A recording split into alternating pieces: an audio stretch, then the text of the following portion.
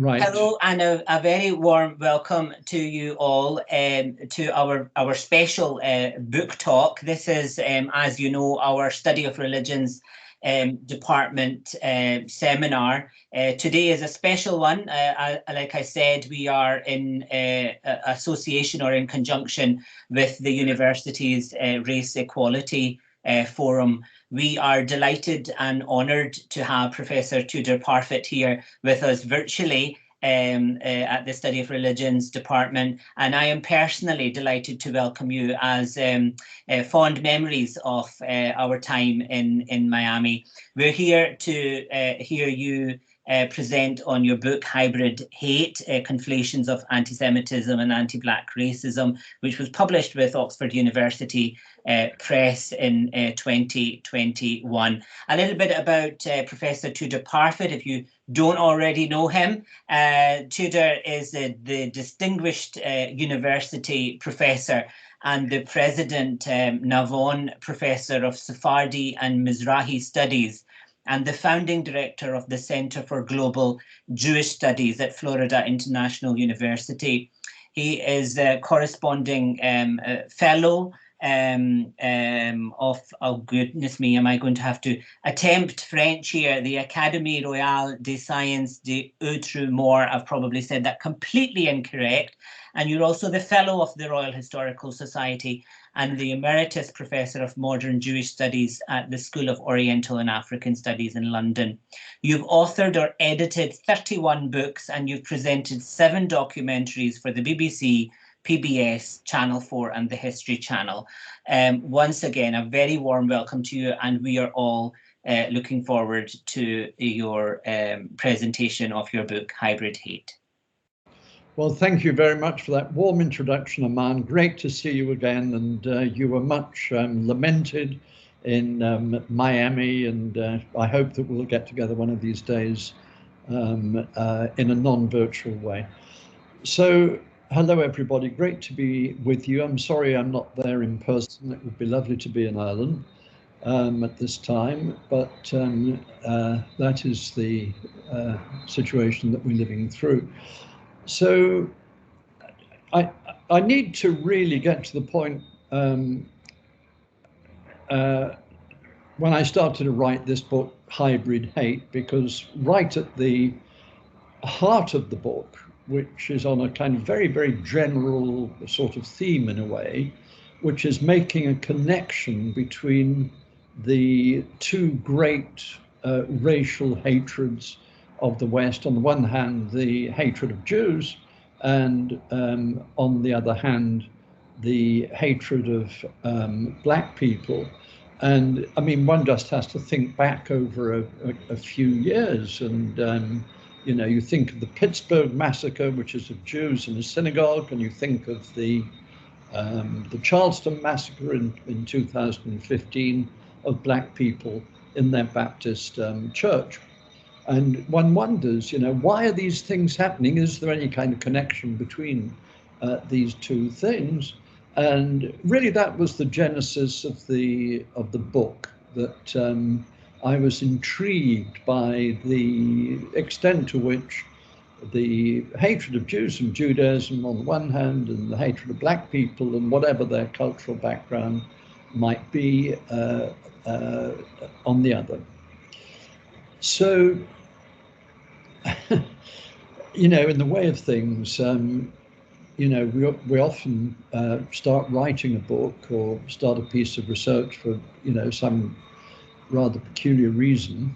And in my case, it was coming across a sentence that was written in a book in the German language that was written right at the in the middle of the Enlightenment in 1777, and it was a missionary account, in fact, of the state of slaves in a Danish colony in the Caribbean, in the West Indies, and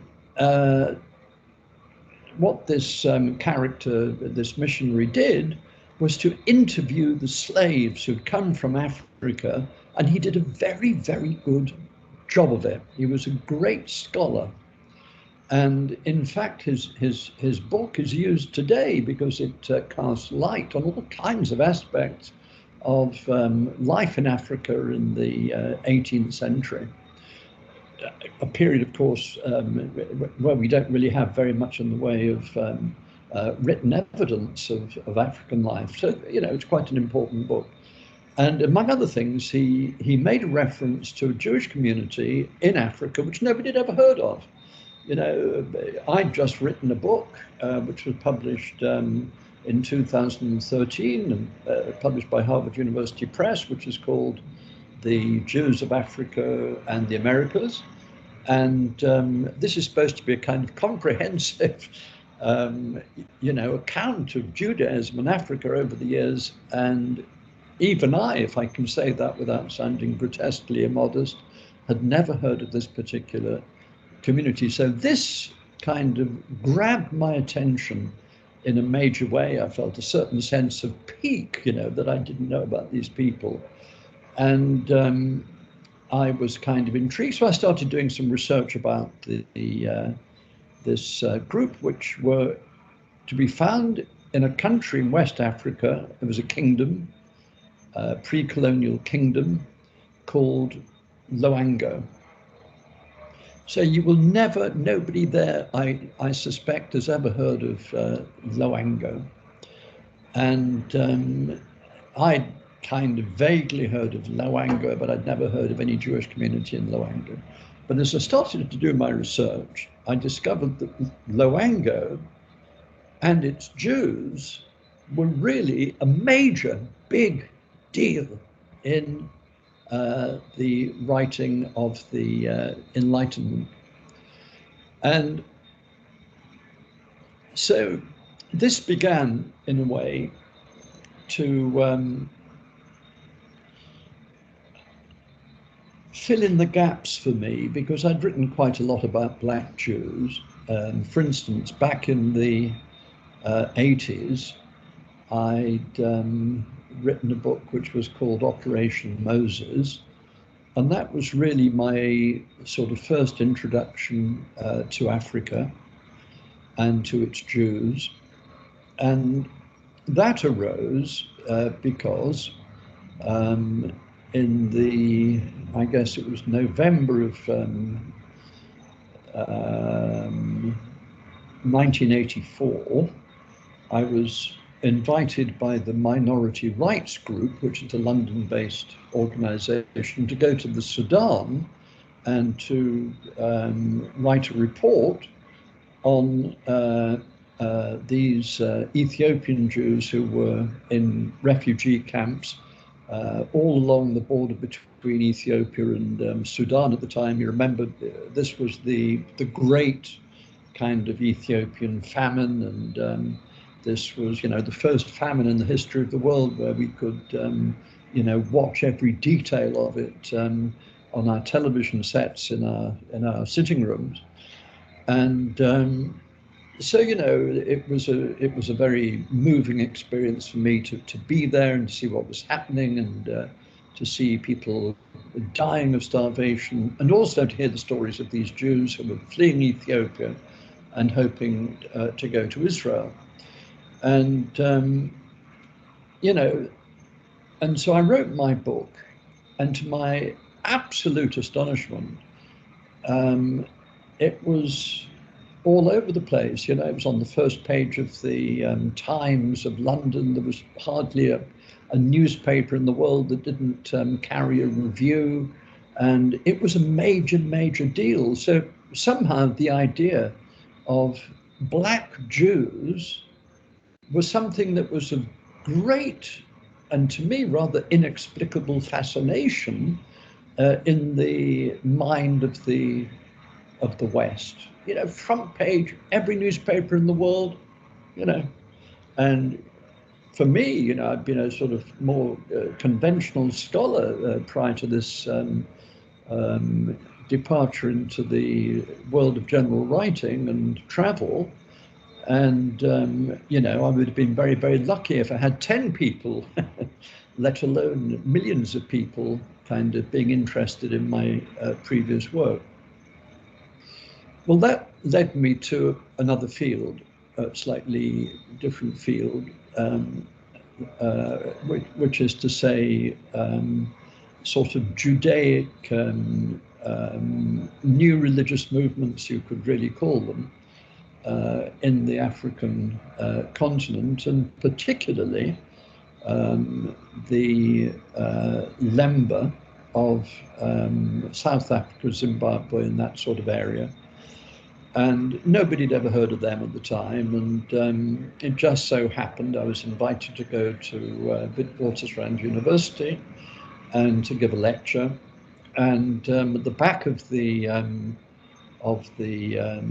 you know, the hall where I was giving the lecture to mainly, you know, white South African Jews who were relatively prosperous and, you know, well dressed and so on, and at the back were these ragged-looking African gentlemen, many of them shoeless, and they really looked impoverished, and they were wearing Jewish skull caps. And so, of course, I was intrigued. I went to speak to them, and they said that they were a Jewish tribe from Central Africa, and nobody knew about them, but they wanted me to know and to proclaim to the world that one of the lost tribes of Israel was to be found in Central Africa. Of course, I didn't believe a word of this. It sounded far-fetched and fantastical, and they could see my my hesitation, or, you know, my skepticism written on my face, and so they invited me to come to their villages that very weekend, and spend a bit of time with them, which I did. And I was convinced on the basis of this brief visit that, you know, there was something really kind of Semitic and Judaic, possibly Islamic, about the way that they did things. And I was fascinated, and I went back to London, went to see my publisher, Lord Weidenfeld, the late, great Lord Weidenfeld, and he gave me a contract and an advance that permitted me to go back to Africa, spend 6 months. And so the idea of my 6 months was to travel along the path that this particular tribe allegedly had taken from Israel to Central Africa.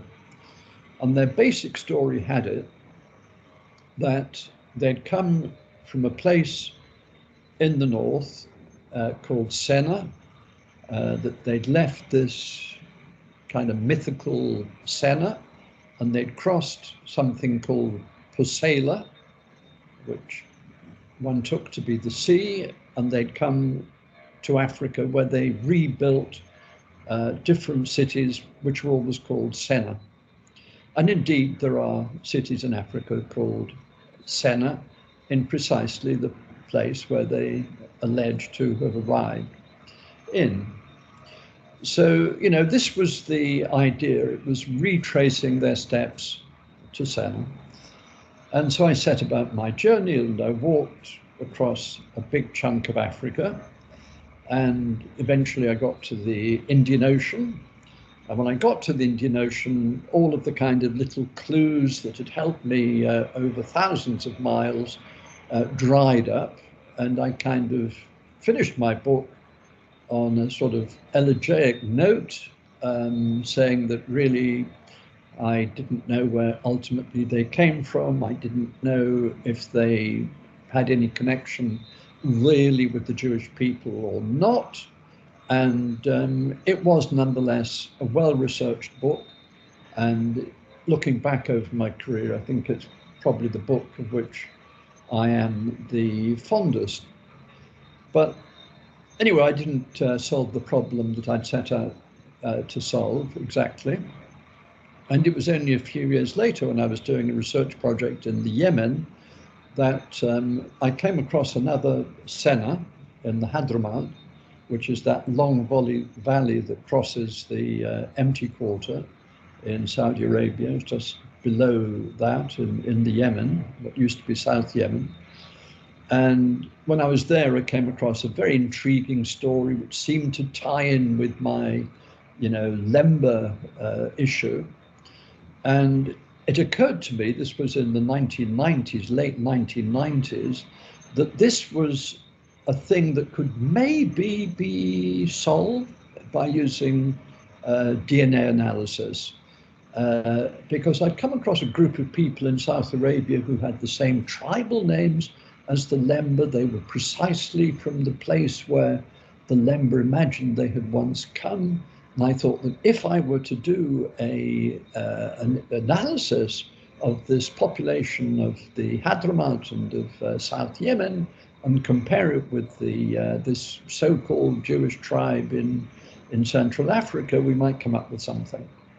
So I did this, and the piece of research was remarkably successful, and it really was able to show that there was a connection between this tribe of Central Africa and groups in South Arabia. Well, this was already quite an interesting thing to have discovered. But at the same time, I'd done another piece of genetic research along with colleagues at University College in London. And this was on a completely different topic, really. And it had to do with the Jewish priesthood. Back in the day, in the Jerusalem temple, there was a caste of priests in Hebrew called Kohanim, and these essentially were the people who officiated at the temple in Jerusalem, and their founder, of course, was the brother of Moses, Aaron, and so the story of the priesthood really goes back for 3,000 odd years. Of course, we don't know really whether either Aaron or Moses ever actually existed, but peu importe. This is the essential story, and moreover, all of those Jewish people, perhaps some, who carry the name Cohen, are supposedly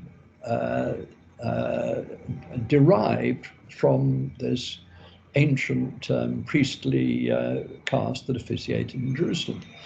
So basically the idea was, I was walking down Gower Street one day with a friend of mine who was a geneticist, and he pointed out to me that the way that the priesthood worked was exactly the same way that the Y chromosome worked. In other words, the only way to be a priest was not to study to be a priest, or you couldn't be elected to be a priest. The only way to be a priest was to be descended from a priest. In other words, if your father was a priest, you'd be a priest, and he would be a priest because his father would be a priest. And so there's a line going back theoretically all the way to Aaron, of people who have inherited this status from generation to generation. Well, the Y chromosome works in exactly the same way. So your Y chromosome comes from your father, his comes from his father, his comes from his father, and back throughout time. And there's barely any modification or change in the Y chromosome over its life. In other words, it goes almost unchanged from generation to generation. The tiny little change that does occur, however, permits you to say something about the history of that particular Y chromosome. And when we did this research, it transpired that indeed the priests, all of the priests that we tested, whose DNA we tested, and we tested thousands, the majority of them had a particular constellation of genes, a haplotype, which was then typical of the priesthood, and this indicated that they were all descended from a particular individual who lived in the Middle East somewhere, and presumably in North Arabia somewhere, around 3,000 years ago. That much it was possible to derive from the genetic evidence, which of course, and this was very exciting, was this was more or less the time of Moses as we imagine it to have been. Well, this of course made a big splash, and it was quite a big story. After all, it was no mean feat to, in some way, perhaps prove, the truth of the biblical account in some way. But then, when we were looking at the DNA of the Lemba back in Central Africa, we discovered, and this was one of those kind of incredible academic moments, scholarly moments that one might have, we discovered that the priestly clan of this tribe had this very same Cohen priestly haplotype as Jews elsewhere. And so it appeared to be a proof of the essential story of this tribe. Now, this has got nothing at all to do with my new book, and I'm sure that my presentation would have been a lot quicker and slicker if I'd had some visual help. But anyway, the main point of going down this path is simply to say that the international interest, once again, in this story about Black Jews was pretty overpowering. Once again, it was the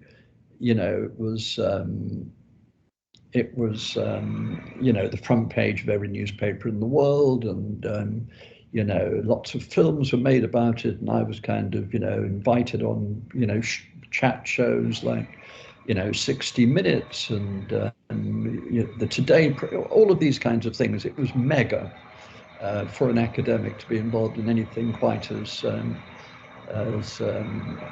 publicly acclaimed, if you like.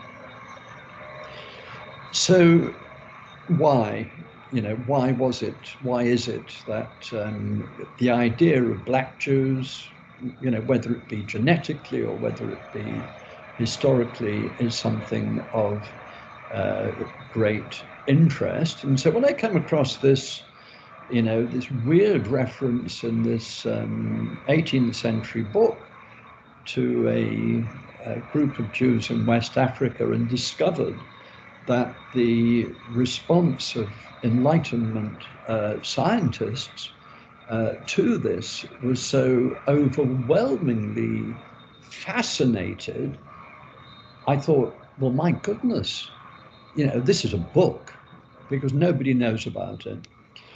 And what the book shows is this. First of all, in the early chapters, I look at the way in which Jews, as practitioners of a religion as well as a supposed people, are viewed in medieval Europe, and indeed from the beginning of Christianity.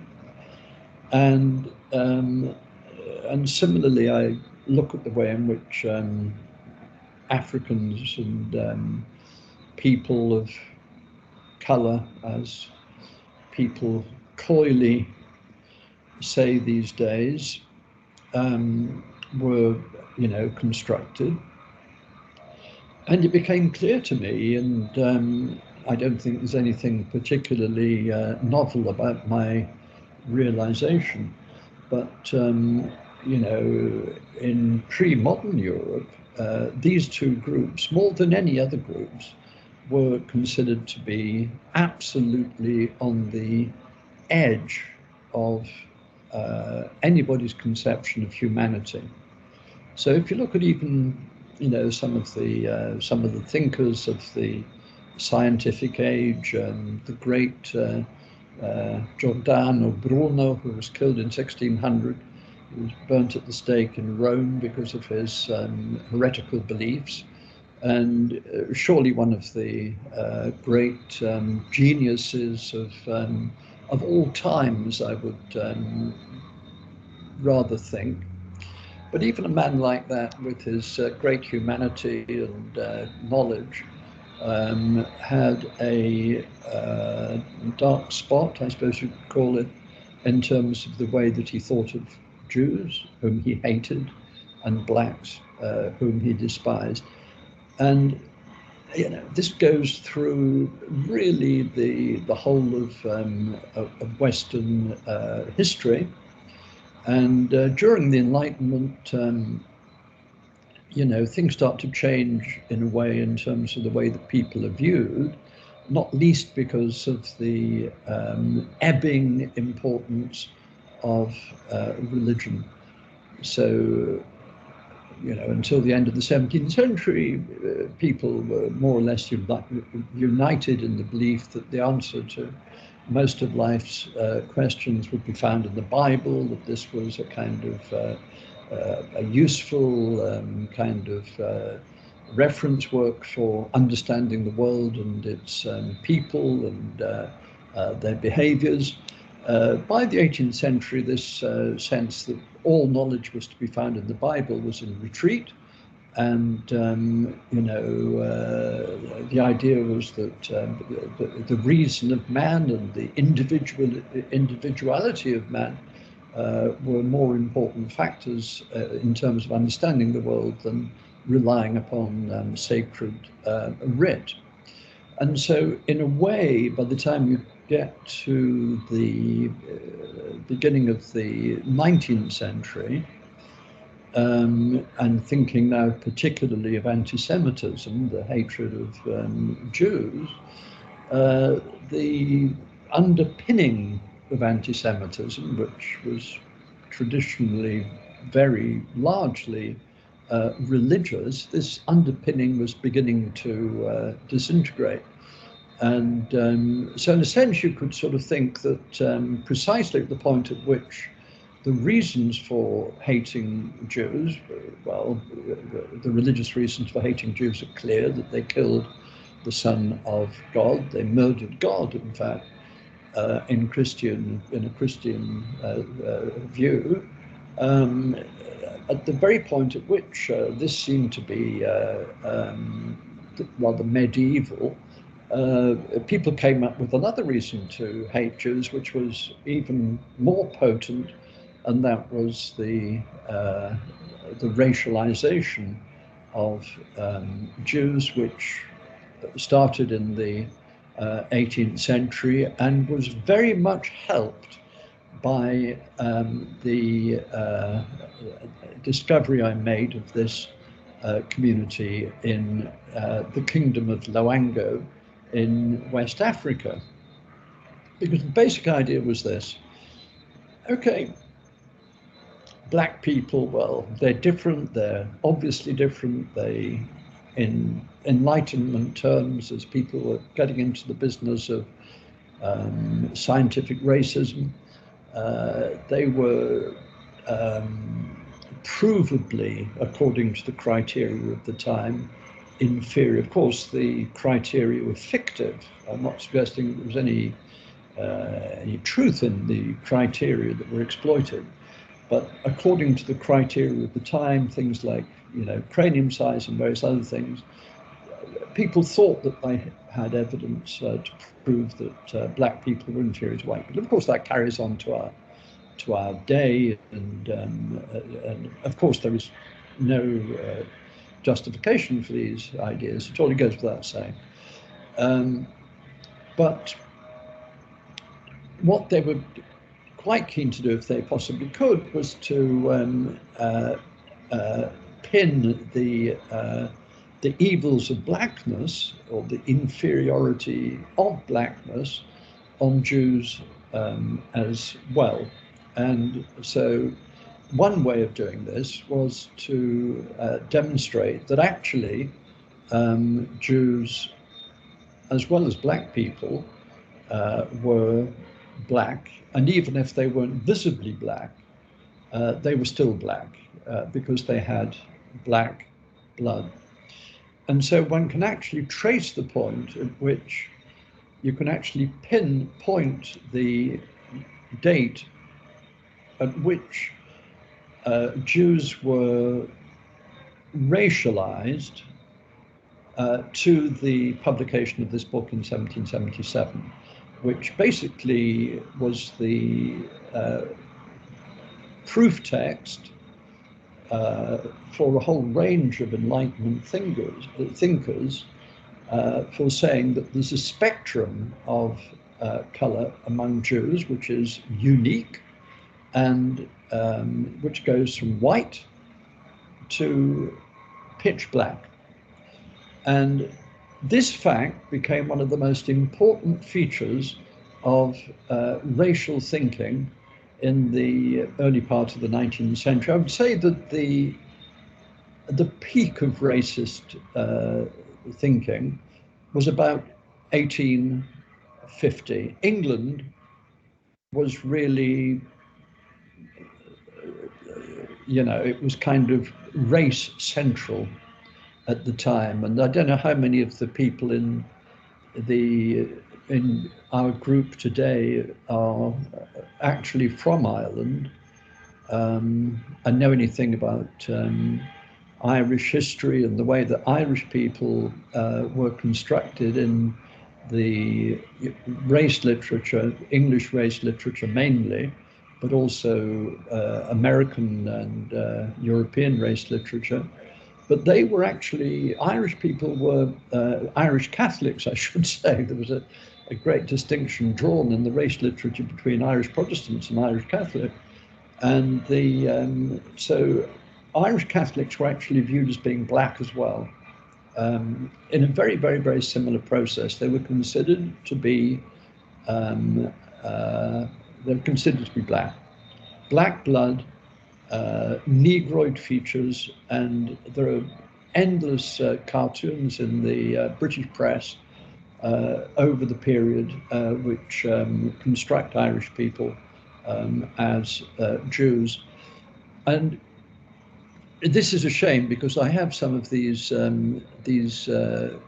cartoons here, and of course I can't really access them. Both of Jews and of the Irish and others. So one of the great theorists of the time was somebody called Robert Knox. He was a Scotsman. I'm sorry, Aman, that I have to come up with a criticism of your race, if I can call them that.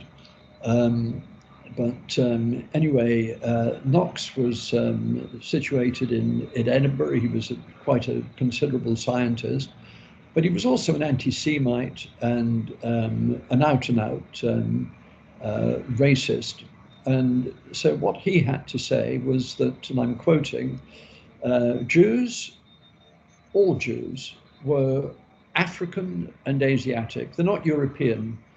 The purest of the Jewish race is dark, tawny, yellow-colored person with jet black hair and eyes seemingly colored. There's no mistaking the race when pure. It's Egyptian, that is African. A series of incorrect observations, commencing with Blumenbach, who was one of the great German natural scientists, but not terminating with Pritchard, one of the great English one of the earliest English physical anthropologists, led to errors which no doubt will hold their ground for centuries. So, from Knox,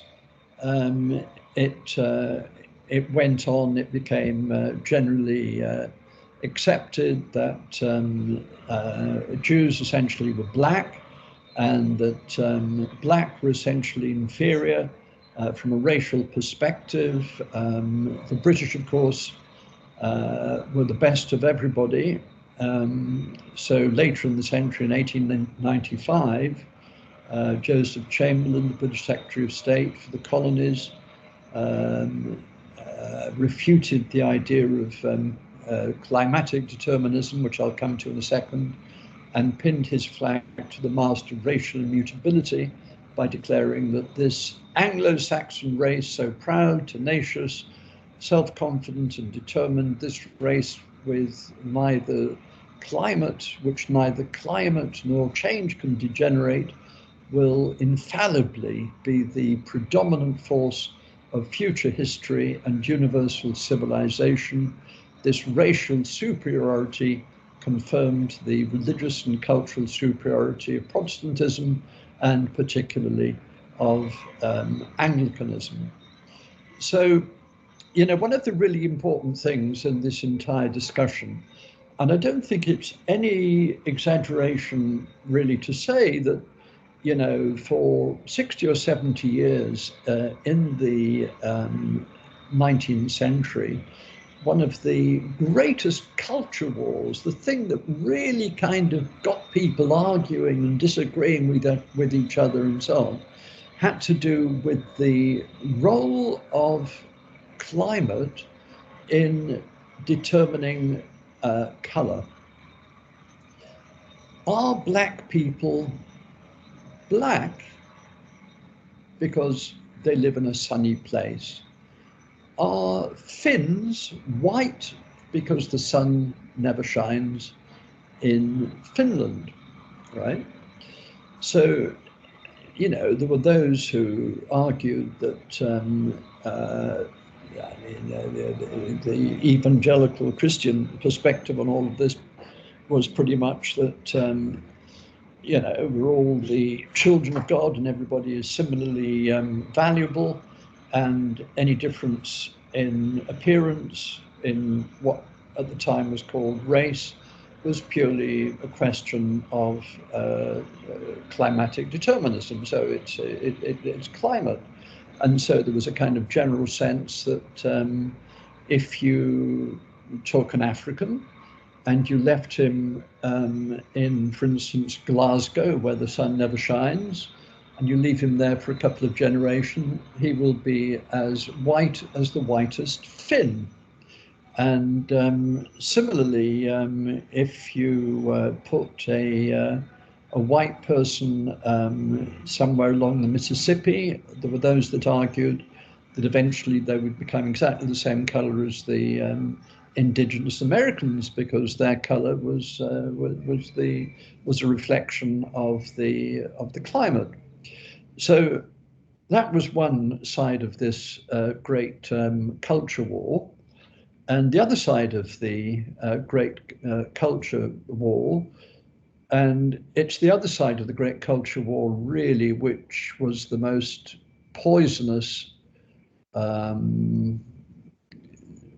group, and which really had the most devastating impact upon future events in the second half of the 19th century and much of the 20th. And that was a group that really subscribed to the idea of racial immutability. So the quote from Chamberlain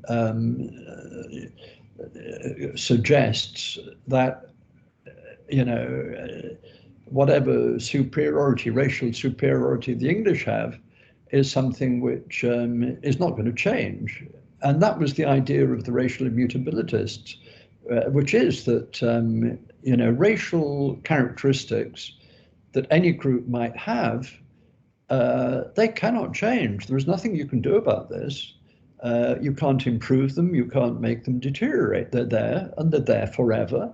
And people like Robert Knox, the great Scottish medic, believed, as did many others, that race was the most important feature of life it determined absolutely every aspect of a nation's life. Race was really everything, and it couldn't change. And so then when it came to the construction in the 19th century of black people and Jews, and gradually the two tended to merge in these kind of race studies, essentially of academics like us. Part of the argument was that, you're wanting to give the vote to blacks or to Catholics or to Jews, and you hope that by using social criteria of different sorts that you can improve these miserable people. Well, forget it, you can't, because whatever makes them degenerate and criminal and useless and malodorous, whatever it may be, those things cannot change. They're there for good. So it was completely an argument against the assimilation or the absorption into a kind of Enlightenment ideal. It totally undermined this. Now, I think it's really interesting, and people don't usually consider this. Second half of my book looks at the way in which these kind of racial ideas spread out throughout Europe and into the Americas and so on, and ultimately affected Nazi and fascist ideology in a major way. And I've got some great cartoons from both from German Nazi sources and from Italian sources, and I think particularly the Italian ones are very telling. And the only way that you're going to see these is if you go and buy this book, which you, or at least go and look at it in the library, and I hope by now it will be in the library. So, oh yes, what I was going to say was that it's really interesting to see the way in which American treatment of blacks and the slavery of blacks in the United States, and the protracted culture war in the United States on the subject of slavery, and whether it was permissible to enslave other human beings, and whether black people really were designed by God, which of course was the idea at the time of the racists, to serve white people. All of this, what is interesting is to see the way in which this idea, this racist idea, actually came back to Europe, which it did in the middle of the 19th century in a very interesting way. And I see we've only got 10 minutes, but let me just summarize. Basically, racial anti-Semitism started in Germany in the 1850s, 1860s, and the term anti-Semitism was only actually invented at about that time, and it was kind of invented by somebody who'd been very, very left-wing and very socially kind of embracing of minorities and so on, quite a decent sort of character, who happened to go to the United States, happened to see slavery, happened to loathe black people in some visceral way for reasons unknown, and who then came back to Germany full of this kind of racial hatred, which he immediately extended to the Jews, who really did become, at the time, in a major way, the blacks of Europe. I've only got 9 minutes, and so unfortunately I'm going to have to stop there. With a very profound apology on my part that we didn't have the you know, the visuals that would have made the lecture a little bit more coherent, and I'm sorry about that. Thank you so much, Professor Parfitt. I think we have a few minutes for questions or comments, so you can either raise your hand or put your question into the chat box.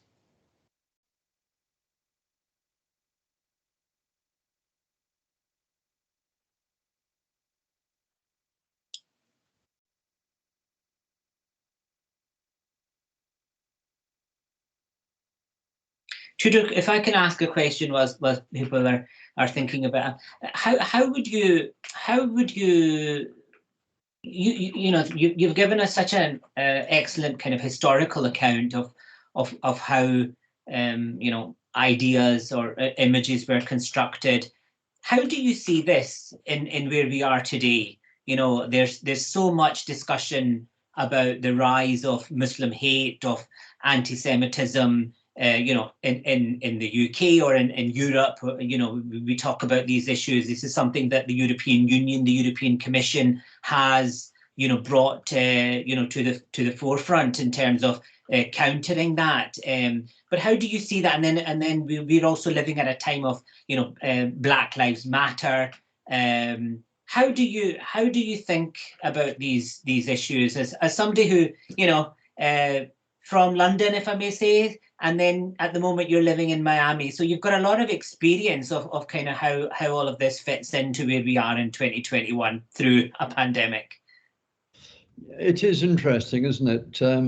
I mean, I suppose what I really think is that even, well, obviously in the case of Black Lives Matter, you know,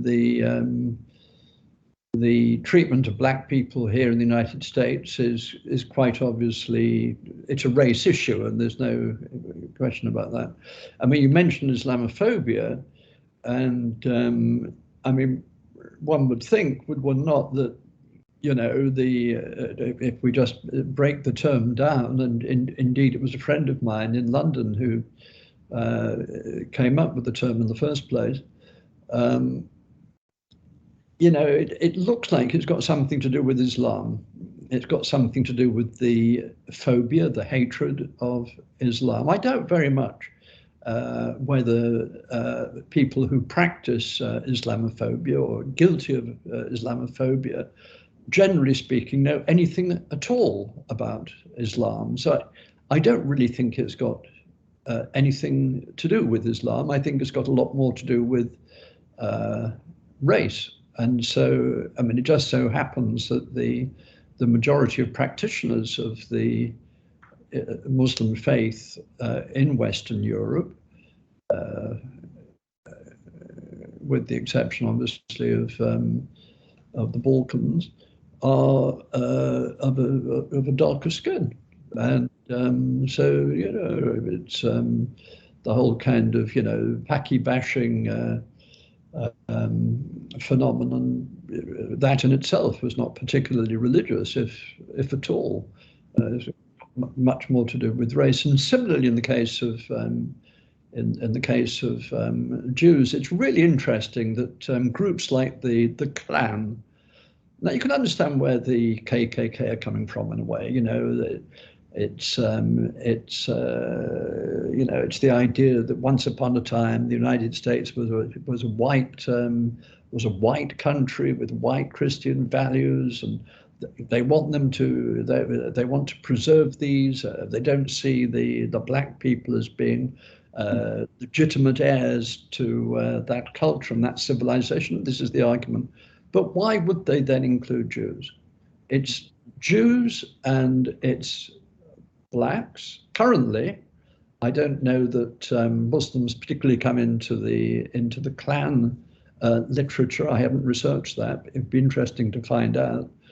But the Jews are in it not for any religious reasons. They're in it for racial reasons. So I think that even though, and this is really sad, tragic, you know, since the 90s, we can really be certain that that race is a pure construct, that there are no biological differences of any significance at all. There are some, but without any kind of significance between peoples, and that therefore the term race is totally meaningless. It doesn't make any sense. There's a recent book by a great scholar, Sander Gilman, which says, "Are racists mad?" In a way, the continued use of the term race in any way, it seems to me, is an act of insanity, given that the term has no biological underpinning significance of any sort. Thank you. Any questions from our audience here?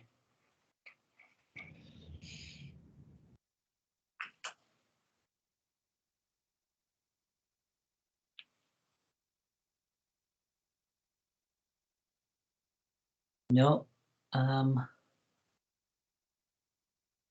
Could I ask a final question, Tudor? What's the next project? Well, VC has asked a question. Oh.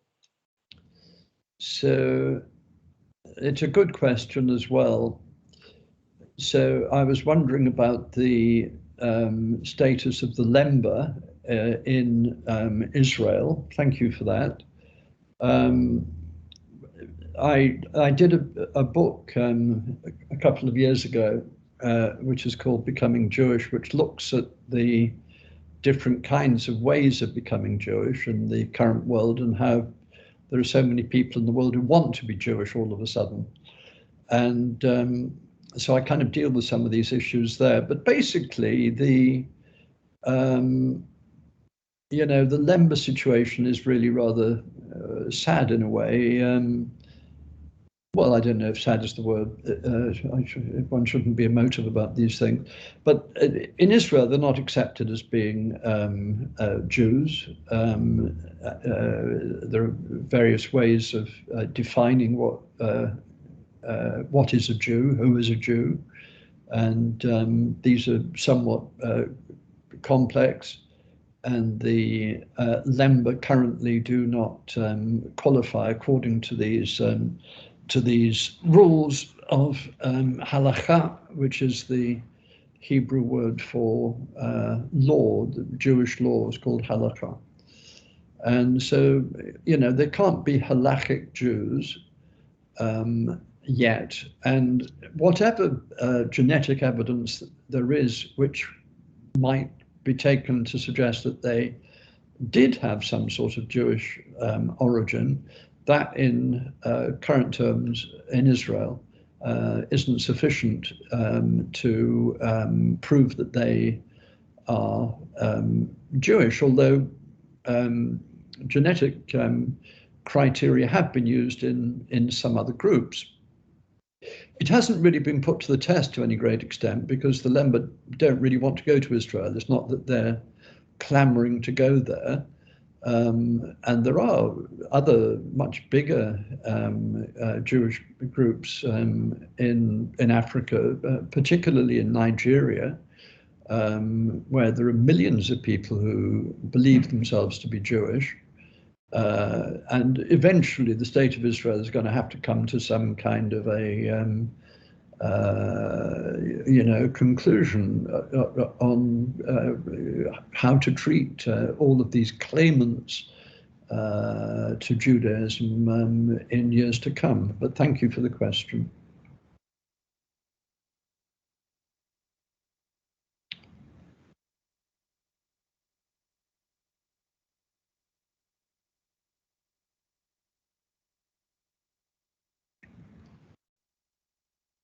Sorry about that. Tudor, can I ask my final question of you? What is the next project? Because I'm always eager to hear where you're going. Well, I'm doing a work currently on the on race and plagues, and so as is obvious to anybody, as we've lived through COVID, there's a huge amount of xenophobia which is attached to the way in which we have viewed the pandemic, and this has been true over history. So I'm looking at the way in which the plagues and pandemics and so on have impacted upon the creation of the racial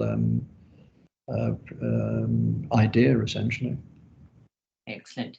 Thank you so much on behalf of the Study of Religions Department and also of the Race Equality Forum here at the university. Tudor, thank you very much for giving us your time. We are all extremely grateful.